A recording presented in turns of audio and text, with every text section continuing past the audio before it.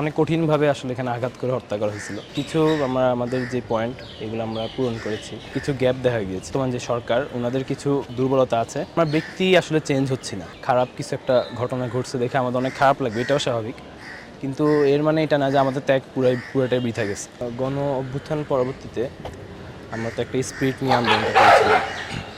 তো স্পিরিট পরবর্তীতে আমাদের যে জুলাই গণ অভ্যুত্থান পরবর্তীতে আমরা আশা করেছিলাম একটি সুন্দর বৈষম্যহীন বাংলাদেশ আমরা গড়ব। এখন সেই ক্ষেত্রে আমরা হচ্ছে কিছু আমাদের যে পয়েন্ট এগুলো আমরা পূরণ করেছি এবং কিছু ক্ষেত্রে কিছু গ্যাপ দেখা গিয়েছিল। এই ক্ষেত্রে আমাদের বর্তমান যে সরকার ওনাদের কিছু দুর্বলতা আছে। পাশাপাশি আমাদের আসলে আমরা ব্যক্তি আসলে চেঞ্জ হচ্ছি না। এটা হচ্ছে আসলে আমাদের মূল সমস্যা আর কি। আমাদের ব্যক্তি যদি আমরা আসলে চেঞ্জ হতাম তাহলে হয়তো আমাদের যে যে বিভিন্ন আমরা অপরাধ কাণ্ডগুলো দেখছি আমরা, এগুলো হয়তো ঘটতো না আর কি।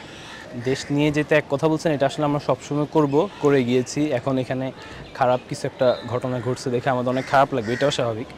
কিন্তু এর মানে এটা না যে আমাদের ত্যাগ পুরোটাই বৃথা গেছে। হ্যাঁ, তো এই ক্ষেত্রে যে মিটফোর্ডে যে ঘটনাটা ঘটেছিল, এটা আসলে আমাদের কাছে 1 সেকেন্ড, 2 সেকেন্ড, 3 সেকেন্ড, 4 সেকেন্ড পর্যন্ত ভিডিওটা দেখা গেছে। এর পরবর্তীতে আসলে আর ভিডিওটা দেখার সম্ভব না একজন সাধারণ মানুষের ক্ষেত্রে, কারণ এখানে আসলে অনেক কঠিনভাবে আসলে এখানে আঘাত করে হত্যা করা হয়েছিল বিষয়টা।